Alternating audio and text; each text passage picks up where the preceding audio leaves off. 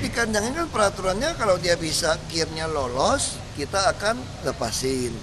Tapi persoalannya kan kalau dia nggak beli kirnya aspal, bisa nggak lepasin? Nggak bisa. Jadi ya saya sih senang banget tuh. Nggak usah tangkapin dong, mogok semua, enak banget. Jadi saya minta kepada semua pengemudi Metro Mini sama pemiliknya, tolong mogok selama-lamanya aja. Ya. Mas Nirwono di rute Metro Mini bingung, di rute Metro Mini juga pecah menurut Pak Andriansyah. Jadi nggak bisa dikasih resep rupiah per kilometer. Yang jadi korban masyarakat karena naik Metro Mini yang bobrok. Gimana?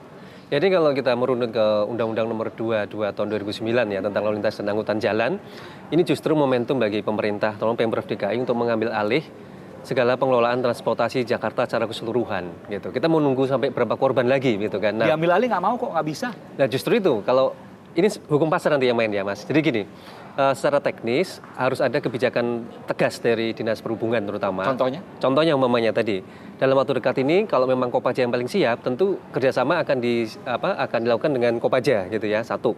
Kedua, kita bicara soal trayek ini sebenarnya. Trayek di Jakarta itu kan ada di Dinas Perhubungan. Nah, trayek-trayek semua ini adalah trayek-trayek yang akan diberikan oleh Dishub, di mana siapa saja boleh mengoperasikan. Nah, berarti tentu kita membuka kesempatan kalau Metro Mini tidak siap, ada operator-operator baru tadi. Di luar yang sudah ada gitu ya. Selama trayek tadi dapat dilayani dengan spek yang sudah ditentukan oleh Dinas Perhubungan. Dan Metro Mini akan mati dengan sendirinya. Tentu, kalau ini dilakukan secara langsung ya, artinya berhadapan antara head to head antara operator satu dengan operator lainnya, di mana kualitas ataupun spek dari kendaraan yang dilakukan memberikan rasa aman, nyaman dan keselamatan. Maka operator-operator lama kalau tidak segera menyesuaikan dengan keadaan, artinya sesuai dengan aturan yang sudah dibuat oleh Pemprov DKI tadi, akan ditinggalkan oleh penumpang. Jadi Pak Nofrialdi, kalau seandainya nggak cepat, kegilas loh Pak. Ya mungkin kalau memang begitu aturan main dari pemerintah kita sekarang, ya tentu juga Metro Mini juga tidak bisa berbuat banyak Mas. Kenapa? Ya Metro Mini itu memang sudah dari tahun 76 itu berdirinya, itu telah melayani masyarakat Jakarta itu dari barat, dari ke selatan, utara, itu setia sampai sekarang. Walaupun dengan setia juga dengan banyak catatan kecelakaan. Walaupun itu benar adanya itu. Walaupun sudah susah-susah Metro Mini sekarang udah mau hancur, itu mungkin mau dibuang ke laut, mereka masih mensubsidi Pemda. Maksudnya gimana Pak? Sekarang ongkos itu 4.000 perak Mas. Ya, sekarang anak sekolah dibebankan kita bayarnya separuh. Harusnya itu tanggung jawab pemerintah daerah itu atau pemerintah pusat. Kenapa harus dibebankan kepada Metro Mini? Oleh karena itu maka perawatannya jadi asal-asalan ya, itu bisa dan jadi juga terjadi. Begitu, karena akhirnya setoran kita jadi susah. Katakanlah misalnya Metro Mini nggak jadi ikut dan dia akan tergilas, kemudian selesai.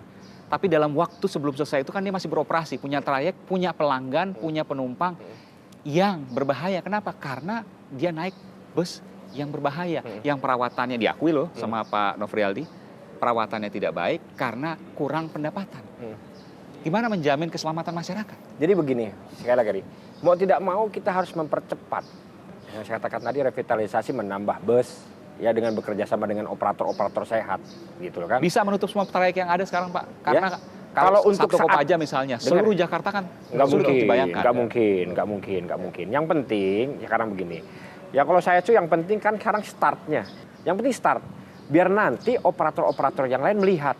Saya minta di depan beliau ini, bagaimana kalau mobil yang tidak jadi dioperasikan Pak Udar Pristono, kita Metro Mini siap itu Pak. Ya, dan pemiliknya itu Mas, itu juga siap akan bergabung dengan Metro Mini. Artinya barang sudah ada, barang sudah ada, disambut oleh Pemprov DKI. Iya, disambut oleh Pak Andriansyah. Beres itu kan. Dia terlambat, udah diembat sama orang lain, gue kasih tahu aja. Kalau diembat orang lain Pak, 75 unit ada kontraknya sama saya. Iya. Nah, tapi kalau diambil orang lain ya silakan. Saya terus terang saja, ya dia pengusaha, saya pengusaha.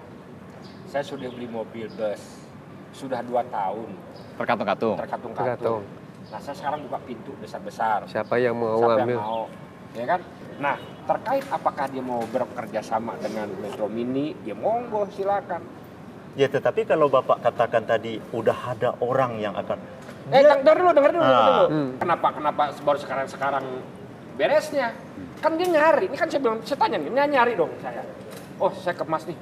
saya ke Makro Perhubungan nih. Wah, ternyata ini yang apa? Yang siap. Ya saya merapat ke sini.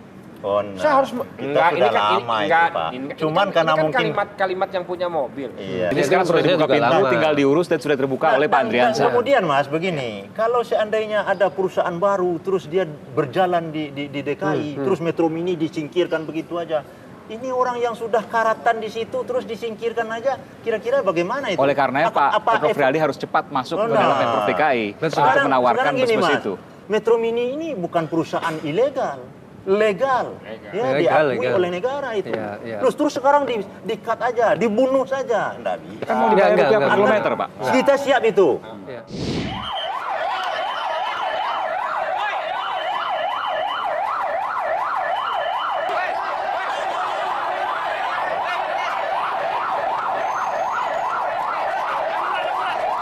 Di tengah proses menunggu itu masih ada kemungkinan kecelakaan yang terjadi karena bus yang ada sekarang masih belum memadai, masih perawatannya belang belentong. Saya tanya Mas Nirwono Yoga, nggak bisa dihentikan saja langsung cut. Sebenarnya kalau pemerintah mau harus ada sistem cut ya, sistem emergensi dalam tanda petik darurat transportasi ya. Kita Dan tidak diisi bisa, oleh trayek itu? dan itu bisa dengan sistem keuangan tersendiri sebenarnya. Karena kita tidak bisa mengabaikan terutama keselamatan warga Jakarta. Nah, di sini peranan dari Pemprov DKI, pemerintah tentunya adalah harus melakukan terobosan-terobosan. Contoh umpamanya, bagaimana melibatkan dari lembaga kebijakan pengadaan barang dan jasa, kemudian juga tentunya dengan BPK, supaya pengadaan bis bisa lebih dipercepat tentunya kan. Kalau tadi masalah utamanya kan armada. Terus kemudian yang kedua, saya lebih mendorong terutama PT Transjakarta, Transportasi Jakarta untuk mendampingi Dinas Perhubungan tentunya, untuk mengambil alih, dalam tanda petik juga ya, proses transisi tadi Mas. Nah, proses transisi artinya melibatkan operator-operator baru pun nggak ada masalah, asal jaminan keselamatan terutama ya. Kita lebih mengedepankan keselamatan warga Jakarta ini, bukan bicara masalah bagaimana kelangsungan hidup operator-operator yang sudah ada. Jadi kira-kira kapan Pak masyarakat bisa merasakan transportasi aman, nyaman, dan murah di Jakarta? Jadi gini, kita juga harus jujur. Ya nggak mungkin dalam sekejap. Nggak mungkin dalam sekejap. Sepakat.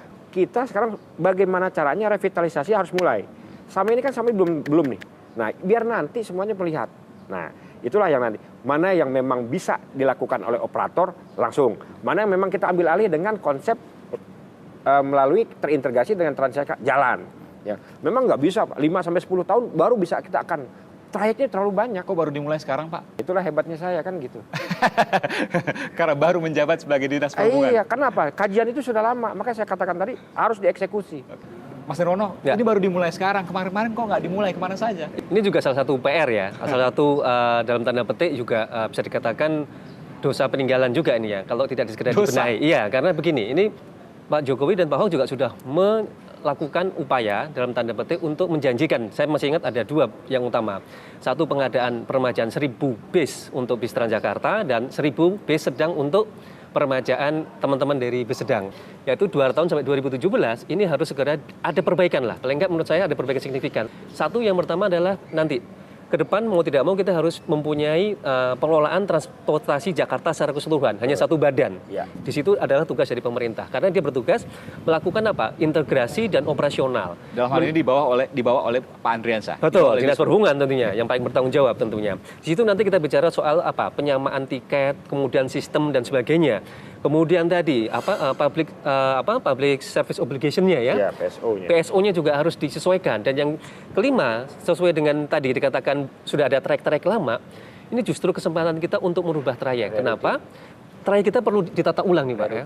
Nah, rerouting lagi trayek-trayek yang selama ini saling bersinggungan, terus kemudian ada yang tidak efektif ya. Nah, ini kesempatan bagus untuk menata secara keseluruhan transportasi Jakarta. Nah, 5PR ini saya harapkan tidak nunggu 5-10 tahun, tapi justru ini pertaruhannya adalah 1-2 tahun. Pak Andriansyah bisa Pak? 2017 Pak?